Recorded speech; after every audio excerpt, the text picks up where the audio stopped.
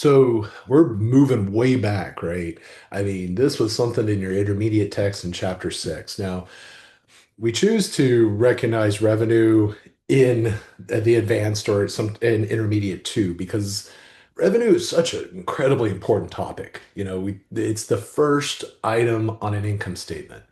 Analysts project forecasts of company revenue. The revenues define so many profitability metrics of a company, profit margins, gross profit. This is at the core of a lot of businesses where they're keyed in, where they're looking, right? Because this is ultimately the largest positive influx of income a company's going to have. So we cannot overstate its importance. Two, the reason why we like to introduce it a little later is that it contains a lot of complexity. Contracts are not simple. And, gone are the times of real simple point of sale transfer between buyer and seller. And now, yeah, a lot of companies do still use something of that sort, but there's a lot of companies that are having a lot more complex sales going on. So, what we're looking at, or kind of thinking about this in a frame of reference from a historical perspective, what were the old standards? The old standards were very simple, and there was only two criteria. This is what I still communicate to my intermediate one students. It's good enough to recognize revenue that we look at there. Basically, it's when it's realized or realizable and earned. So let's break those ideas down real quick. Realized or realizable, right? This is when goods and services are exchanged for cash or claims to cash. And it's the idea is that if it's cash, then it's definitely realized because we have the asset in hand. If it's claims to cash, receivables, then we have what we expect to be realizable, right? We've done the work, we've invoiced the purchaser, our customer. They know the bill of sale, they know what they owe, they know they consumed a good or a service, right? So they're going to have to pay. So anytime we've received something of value, whether it be cash or a receivable for our product or service, it's been realized. Okay. It might not be realized if there is substantial doubt that this person is going to pay, right? But that's rare cases because what we tend to do, right, with receivables is go ahead and record an estimate of who we don't think is going to pay in order to balance out that aspect of the realizability, right? Some people won't pay with receivables, but we account for that through bad debt expense, through recording that into the allowance for credit losses. The second criteria was earned, right? The company has accomplished what it must do, right? Basically, it's performed its obligations to the person who purchased it and therefore is entitled to the benefit of the revenues, right? So it has to happen when the earnings process is complete or virtually complete.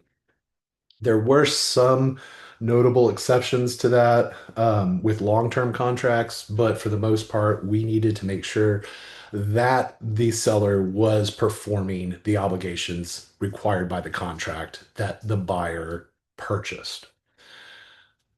But eventually, with all the new engineered type of transactions that were happening, the bundled sales, the provision of services and goods, and all in one transaction, we had to expand our idea of how to record revenue. So if you think of, for example, just a cell phone has a lot of performance obligations, a lot of things that the buyer is obliged to fulfill in order for that contract to be a contract with the purchaser, the buyer of our cell phone.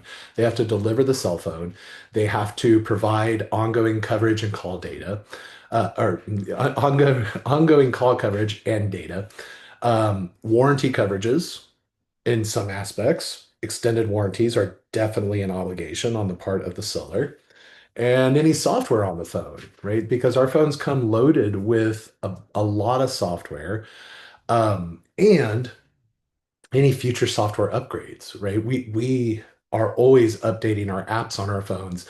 Those upgrades are part of what we got from the cell phone company, right? Anytime you have a critical iPhone update or a Samsung update, This has to happen.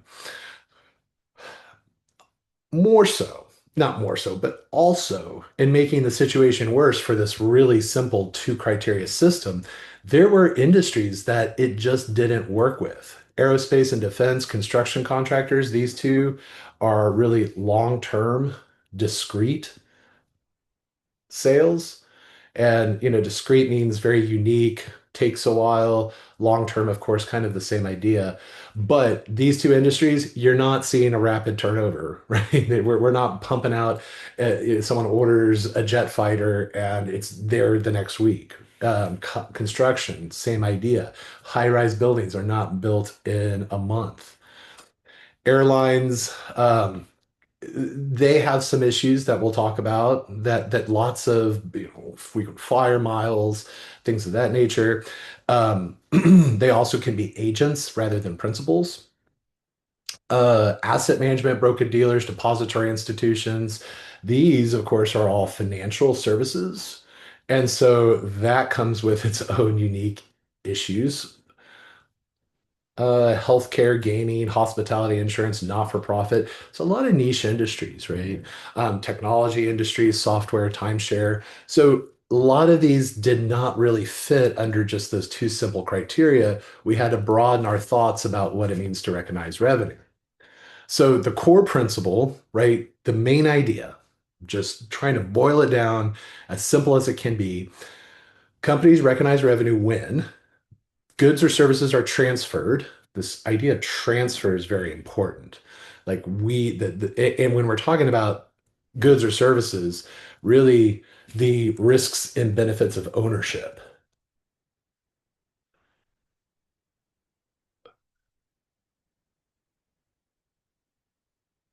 are transferred. So the benefits of ownership, right, depends on what we're selling. The risks of ownership, the downsides of is being sold. But as those risks and benefits are transferred to customers, for an amount that that the company, the seller, expects to be entitled to receive in exchange for those goods or services, right? So we're providing a good or service, and we expect to be able to collect um, the consideration, the transaction price. But there's also this transfer of risk and benefits. So it kind of wraps it all up. And we're going to kind of break that out piece at a time. This almost looks like the two criteria system. How so? Well, if we transferred the goods or services, then that's earning because we've provided the goods or the services. They're now in the hands of the buyer. The buyer has the risks and the benefits of ownership. So we've earned it as the seller. And then the company expects to be entitled to receive really breaks down to the realizability principle. It's that sets up the second criteria of revenue recognition, realizability. So we've earned it. We can realize it. Just a quick note about, GAAP and IFRS. They are converged on revenue recognition. There are no notable differences. There are small differences. And so this five-step idea can be used internationally. We do have to, of course, keep aware for certain small divergence in the two systems. But for the most part, this is applicable worldwide, which is very unusual. There are not many things that we are absolutely converged on in terms of US GAAP and the international business world. So let's look at the five steps. Here they are. And these are ones that, this is not something to memorize. It is something that with enough practice will become inculcated, which means beat into your head over this time. So the very first thing is identify the contract. Do we have a contract? What are the legal rights for the buyer and the seller? So if there is no contract, we're not recording revenue, right? One of the key easy criteria to determine if there's a contract, if there's cancellations, if there's a no penalty cancellation, then there's no contract.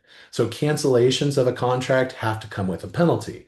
So we are kind of locked in,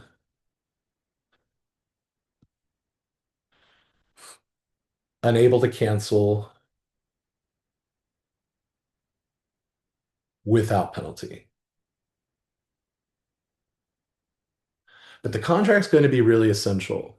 And we might have to, as auditors, as accountants, in order to propose the right treatment, really dig into the contractual terms that are being put forth and agreed to by the buyer and seller.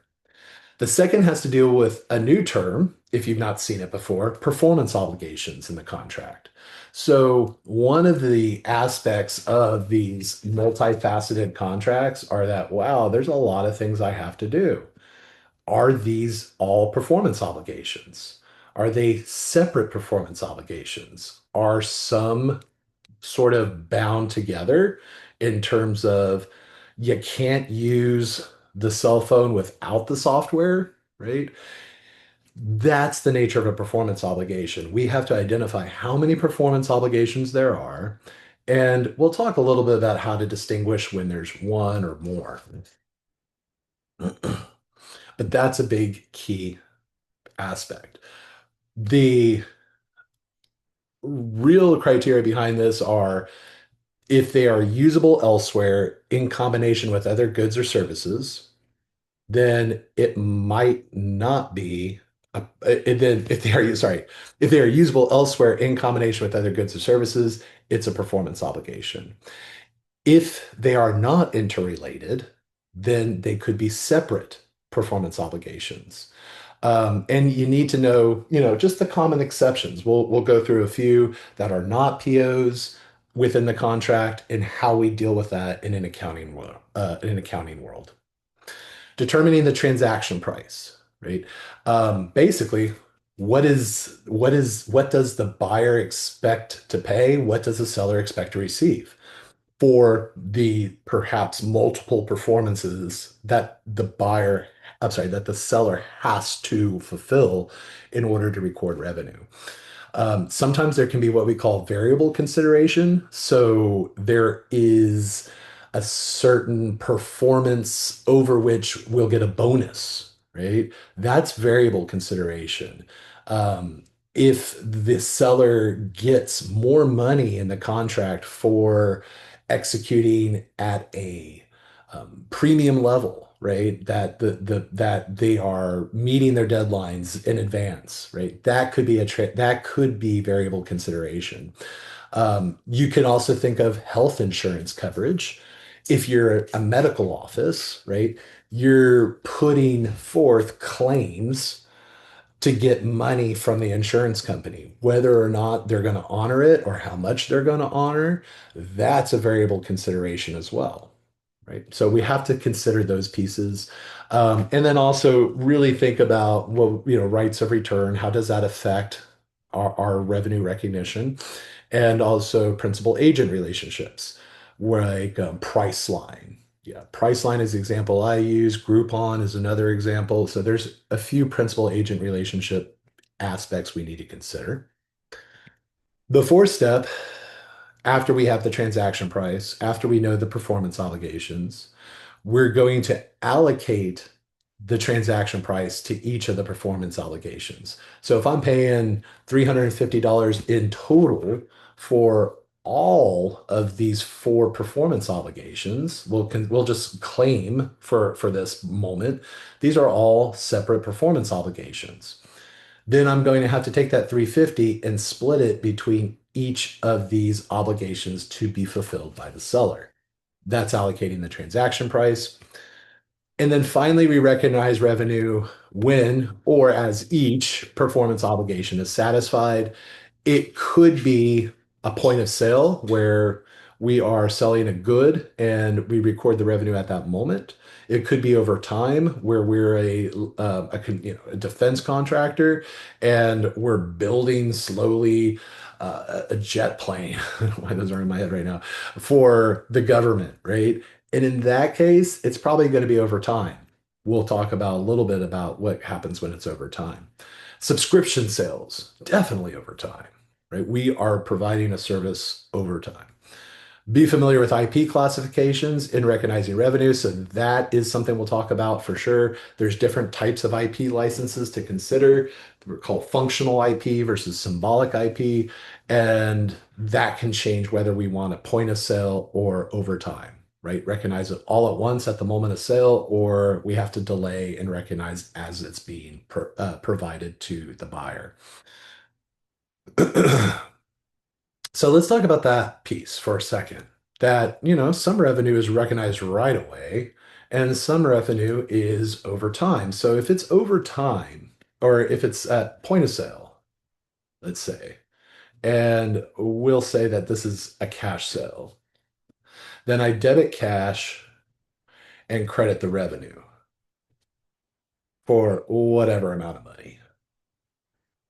But if it's over a period of time, then we're going to have to take a different approach. Yes, we got cash, but if we're fulfilling our performance obligations over time and not earning all of the revenue at once, then we're going to have some amount of deferred revenue.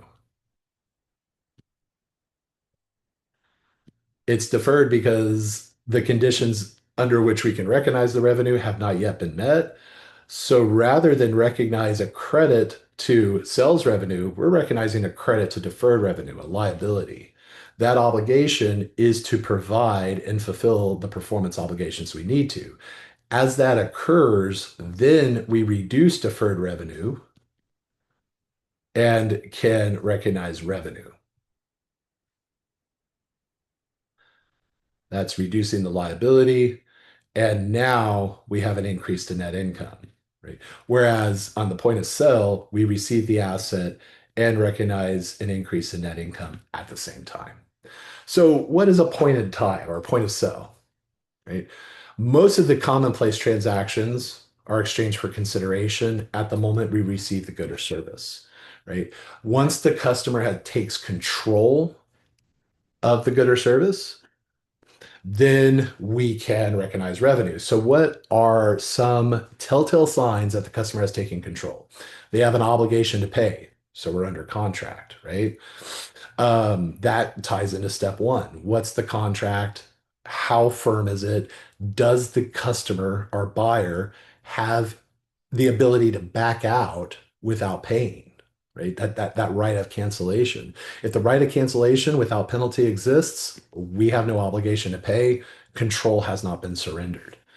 Legal title has been transferred to the buyer. So it's not even about where it is geographically. Is it at the buyer's possession or the seller's warehouse? Doesn't matter. If legal title has been transferred to the buyer, the risks and the benefits of ownership have been transferred. Therefore, that is a sign of control. The buyer having physical possession, that is a symbol of control, right? It's not as firm as legal title, but still it can add up to the buyer's taking control.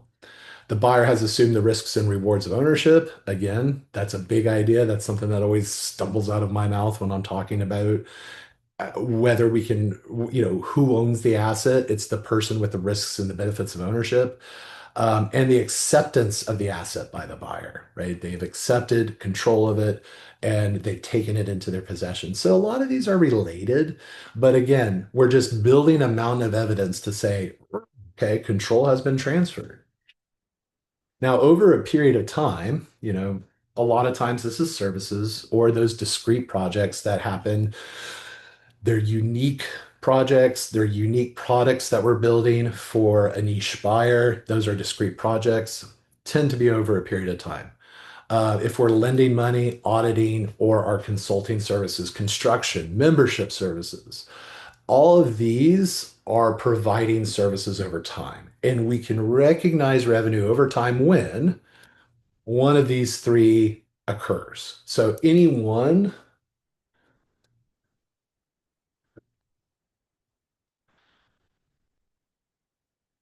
can qualify as period of time versus point of sale transfer of ownership. If the customer is consuming the benefits of the seller's work as it's performed. So yeah, auditors attesting to the assurance of the financial reports being within GAAP, a tax consultant doing work for you, right? And delivering their work, filled out tax forms, whatever. A simple one, just delivery of goods, magazine subscription, any of these sort of box a month clubs that have gotten so popular, right? The Bark Box, the Wine Box, whatever it is. Those are the customers getting benefits as the work is being performed. The customer controls the asset as it's created. So it's not that the customer is receiving additional assets over a period of time, but that as it's being built, even if the construction was abandoned, then it's in the buyer's control, right? Delivery of goods over time does meet this, but also if we're renovating, adding an existing structure to a building, to equipment, right? Then if the contract stipulates that I'm controlling as it's being modified, created, then I can recognize this over a period of time. Finally, if we are constructing an asset that has no alternative use to us, the sailor, right? We're constructing something very unique for our buyer. So unique, in fact, that we do not have the ability to just turn around and sell it to another buyer. And the seller has legal rights to receive payment for progress to date, right? So we didn't finish it. We might be halfway through, but we, by our contractual terms, are allowed to receive money for the work we've done. Then this is going to be allowed as period over a period of time recognition. So let's just look at the two and how this plays out between a in this case only two performance obligations, but two performance obligations being sold as one package. So consider this example, and this example is going to get tired and beat to death throughout this chapter. But we have Myrmidon, and it's a gaming system, and it's sold with a gaming console and a subscription to an online network where players can access various game features and compete with each other. So the package system includes the console as well as a password for 2-year access to the multi-user gaming system. Myrmidon offers 1-year online subscription for $50 a year, and they sell the gaming console individually for $300.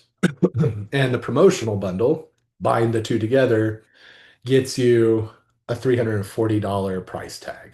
So if I spend $340, I get both the 1-year online gaming subscription.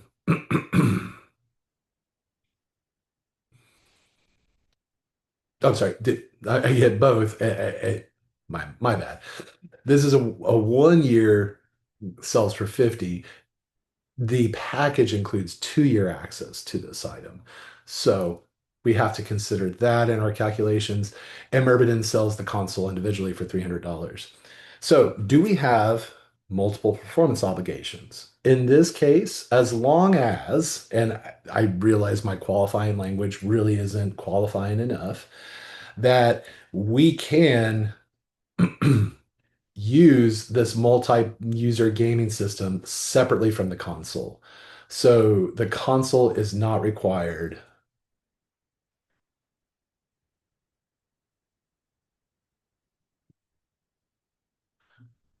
to access or play on the multi-user system. That will slam dunk make this two performance obligations. And why is that? Why did I have to add this piece? Because remember, a performance obligation has to be distinct. I have to be able to use each performance obligation separately from the others in order for them to be distinct. And then the second is they're not so highly interrelated that we're basically selling the same product.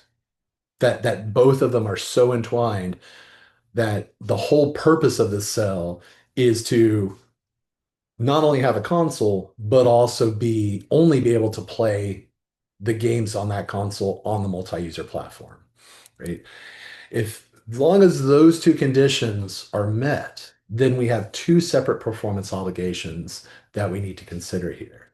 Now, are both of them point of time? Is one point and one period? Well, let's think about that, right?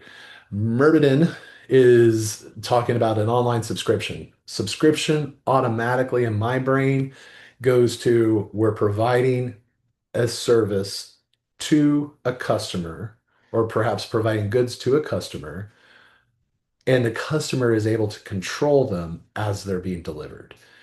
If they have a password, the customer is in control. They can access the system whenever they want, right? Over 2 years. And so, really, this online subscription is a period of time. The gaming console, right, is $300 and then it's yours, right? It was delivered. If it's being delivered, if the customer takes control of it, then this would be a point of sale. And that's going to change how we recognize the revenue for this. I'm going to do that on a separate video real quickly and apply all of those steps.